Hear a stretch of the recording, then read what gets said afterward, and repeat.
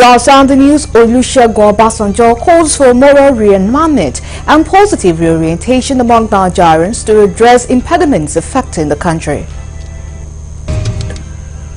From the international scene, the news station says it will host the first debate between Donald Trump and Kamala Harris on 10 September. Details of these and more coming your way shortly. To stay with us.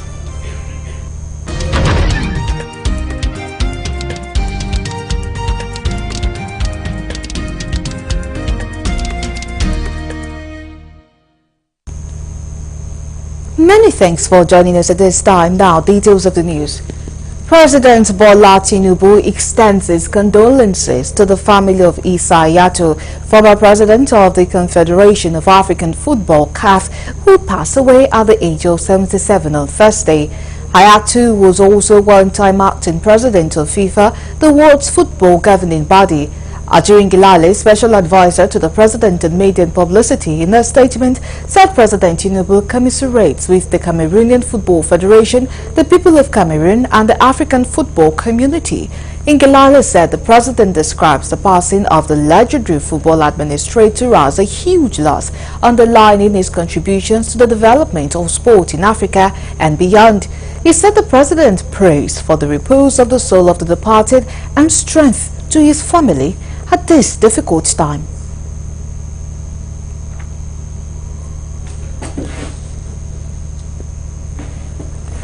Former President Olusegun Obasanjo has called for moral rearmament and positive reorientation among Nigerians to squarely address the current impediments affecting the socio-economic and political development of the country. He made the call in Abeokuta, the Ogun State capital, while receiving in audience 6 members co-sponsors on bill on single term and rotation of the Federal House of Representatives. Correspondent John Felix completes the story. The members of the House of Representatives are in Abeokuta, the Ogun State capital, to seek former President Olusegun Obasanjo's advice on national issues bordering on ensuring fairness, justice and equity in the polity, both at the state and national levels. Led by former chairman of the House of Representatives on downstream petroleum, Honorable Ikenga Ugochinyere, he maintained that the nation should move towards adopting a single 6-term year for president. Most of us here today are co-sponsors in the bill for political restructuring. We strongly believe that a stable political atmosphere will help our country to grow forward. And that's why we have a proposal for a single-term presidency of 6 years and for power to rotate between North and South, and for all elections in the country to hold in one single day. The reason is that the electoral system has been bastardized over the years. If we can have one election in one day, the bandwagon effect and the insecurity that is associated with the election will not happen, because there will be massive participation, there will be large turnout of people. And you know that with the election in one day, once the accreditation is used to announce the State House of Assembly result, it can no longer change even when you get to presidential. So we believe that in the midst of all this uncertainty, that we can, rejig some of these laws, all elections in one day. Rotation of power between North and South. We are thinking if it can be inculcated in the Constitution Amendment 2, so that power could be rotated within the 3 senatorial districts of each state. Responding, the former president expressed his worries on the current socio-economic challenges, saying there must be a change of attitude towards national development. He also questioned the character of the leaders, saying if not addressed, Nigeria will be sitting on the keg of gunpowder. The issue for me, if we get it right, whether you have one term of 6 years, or 2 terms of 4 years, or 2 terms of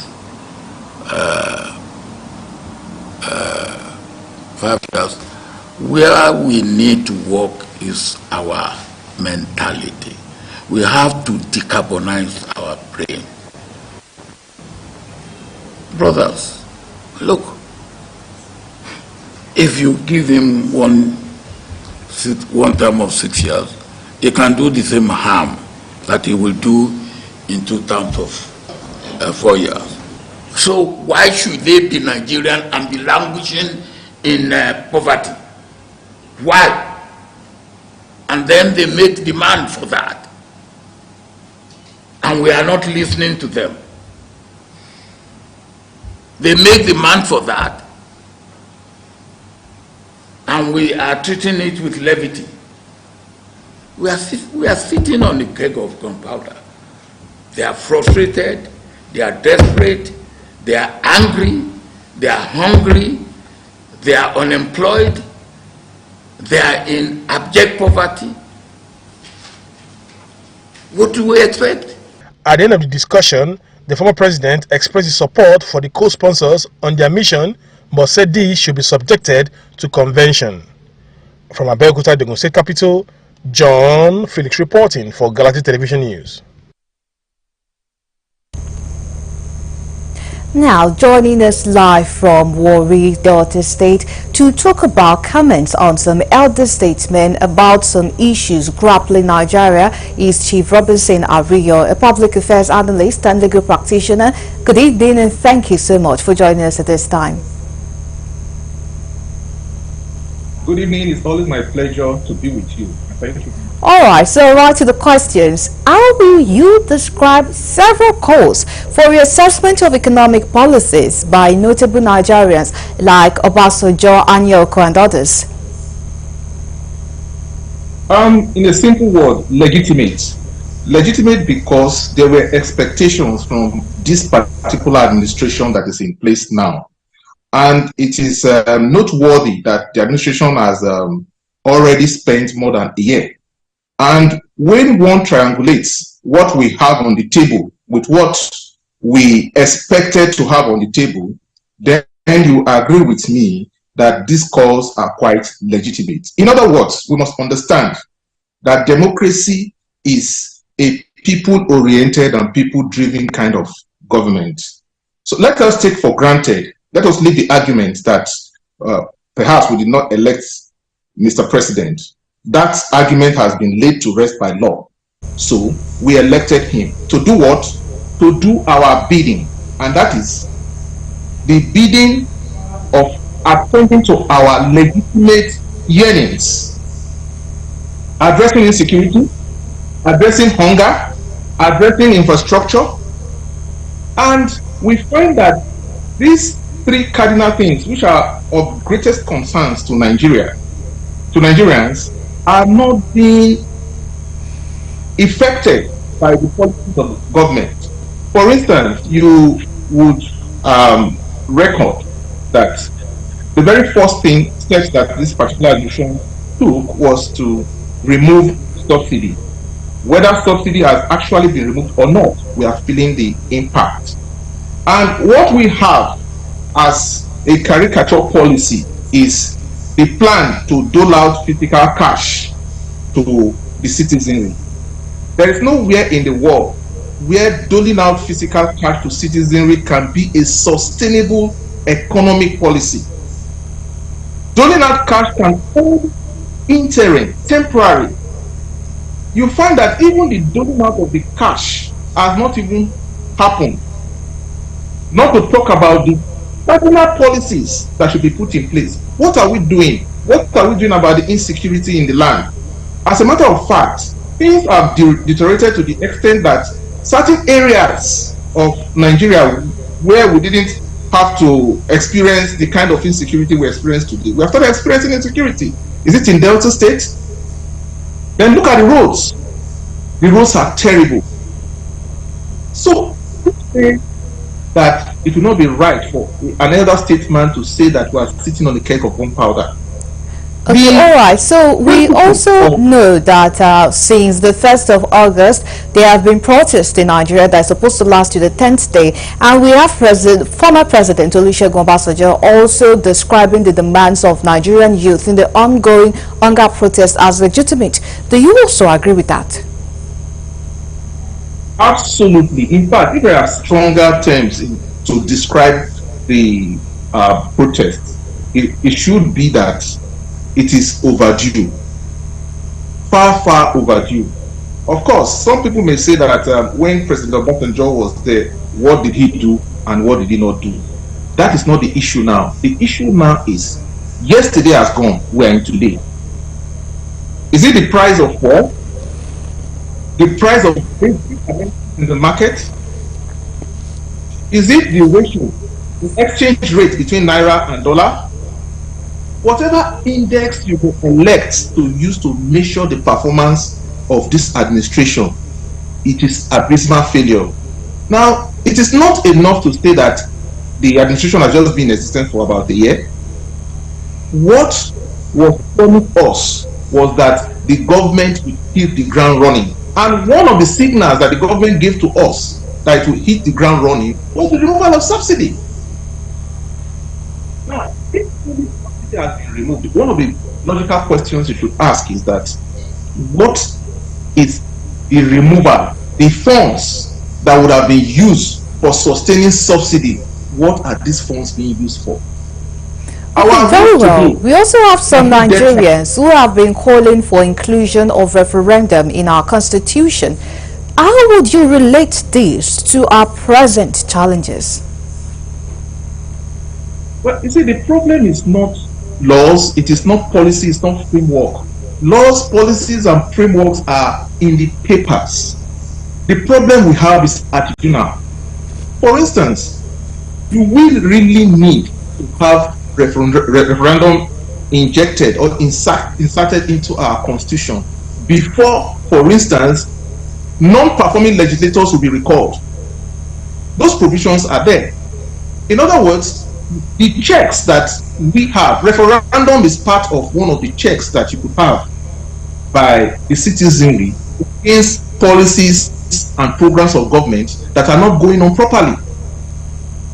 Now, that we don't have frameworks in place to check some of the existing abnormalities that we have. The answer is no. We do have sufficient frameworks in place to check these, but we are not using them. It is not enough to pad your constitution with 1,000 or 1 million things. It is how implementable the spirit. It is the spirit behind whatever provision, it is the spirit behind whatever paper policy that you have. That is our problem. Nigeria has one of the thickest constitutions in the world. There are countries, if you compare the volume of Nigerian constitution with that of many other countries, you will discover that we have, if it is by volume, then Nigeria should be performing. The problem we have, I want to repeat, are not the law, they are not the theoretical policy, they are the implementation, the spirit behind them, those to implement them. And that is why we say the problem in this country is not about making more laws, it's not about legislating. We want to legislate everything into existence without having a corresponding attitude. What we have already is enough to take us to the promised land if truly we address ourselves to them and we are committed to the implementation of all of them. All right, we thank you so much, sir, for sharing your views with us on the news at this time. Many thanks for joining us on the news. Always welcome. All right, and that's Chief Robinson Ariyo, public affairs analyst and legal practitioner, who joined us live from Warri. You're still on to the news on Galaxy TV. Let's go on a break. When we come back, the news continues.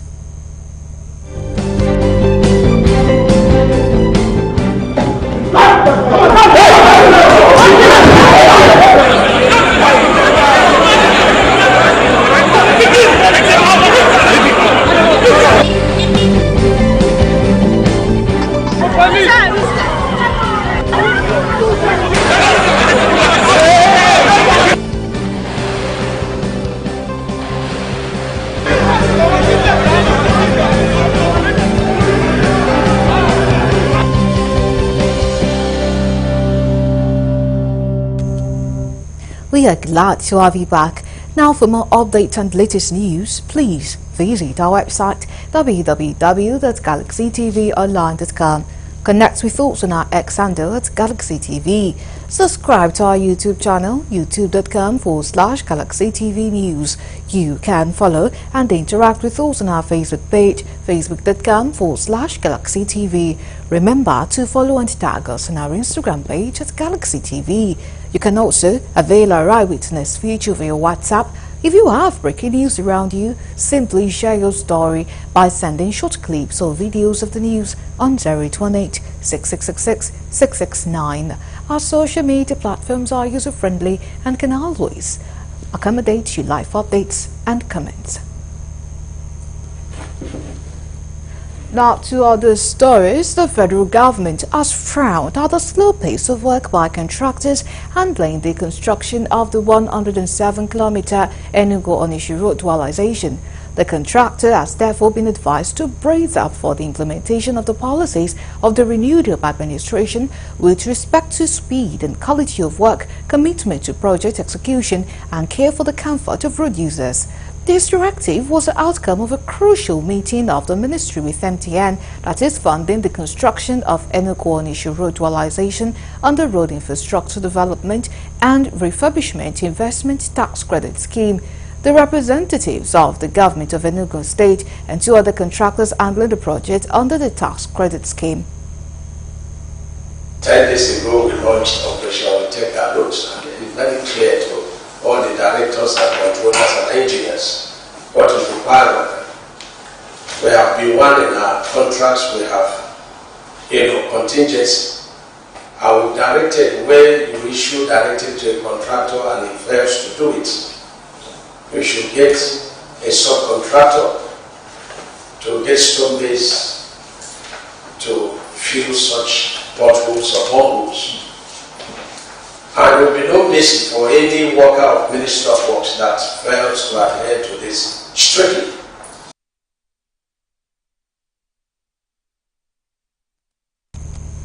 The Minister of Works, David Umahi, who gave the directive, said it was in line with government's directive on review of performance of all inherited, ongoing and new road projects nationwide and as part of efforts to alleviate the sufferings of road users. The minister warned that contractors delaying jobs are on their own, as federal government, as a matter of policy, would not accept a phased handover of project that has phased out in contract administration.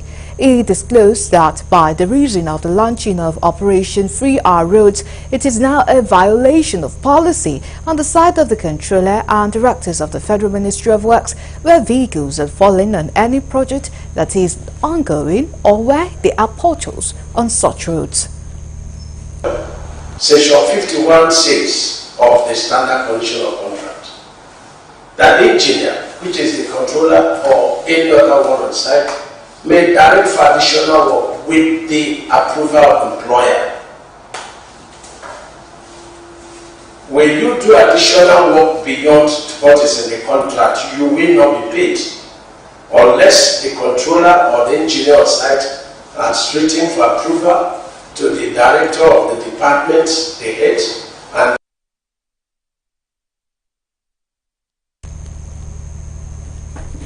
Now to other stories. The Federal High Court in Kaduna has declined jurisdiction in the suit brought by Malam Nasir Ahmed Al-Rufai, who sought to set aside the other committee report of the Kaduna State House of Assembly, among other declaratory reliefs. Delivering two separate rulings before the judgment, Honorable Justice R.M. Aikawa held that the applicant failed to prove any circumstances that would warrant setting aside the court's proceedings as requested by the applicant. Furthermore, the judge dismissed the application for recusal as the applicant failed to provide cogent reasons or fact for the court to do so, as established by the plethora of decided cases. And still in northern Nigeria, the Kano State government has filed a fresh fraud charge against the immediate past governor of the state, Dr. Abdullahi Ganduje, his commissioner for local government, Muritala Garu, and two others. According to the charge sheet, Garu, Lamisani, and Mohammed Takai were charged with criminal conspiracy, criminal breach of trust, making false statements on return, and criminal misappropriation. The state accused them of mismanaging of the 44 local government statutory allocations remitted to the state's joint local government account from the federation account. They were also accused of criminally diverting 57.4 billion naira through several personal accounts of local government cashiers and other personal and corporate accounts, the charge sheet said. The state government also accused them of transferring the funds into dollars for their personal benefit. In the charge sheet, the state said it will call 143 witnesses. No date has been fixed for the matter.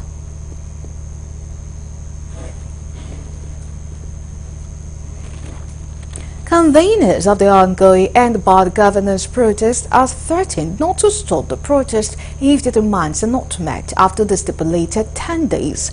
Addressing journalists at a World Press Conference in Abuja, one of the conveners, Peter Ame, disclosed that the purpose of the protest is to seek relief from economic hardship inflicted upon Nigerians by the irrational policies of President Bola Tinubu's led government. Ame frowned at the use of ammunition against peaceful protesters, saying it is intolerable and must end immediately.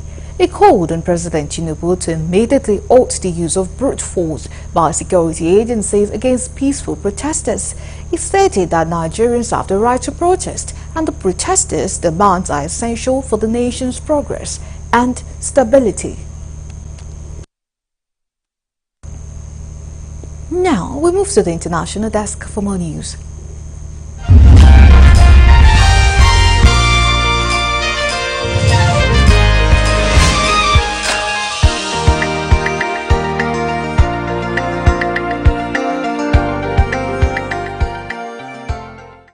Hello and welcome to Foreign News.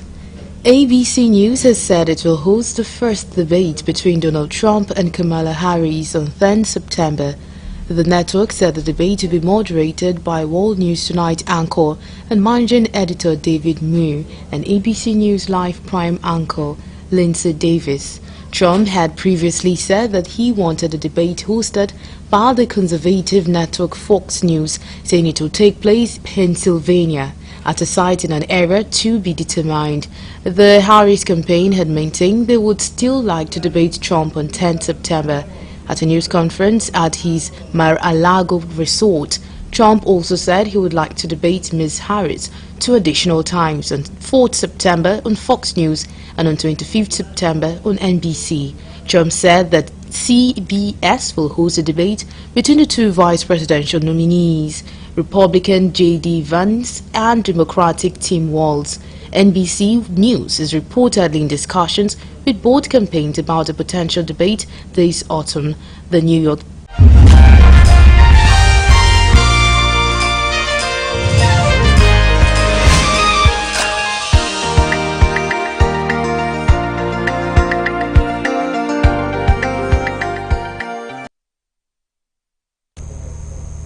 And that's it for now, but do join us at 9 p.m. for our primetime news. My name is Iribami Salako. See you then.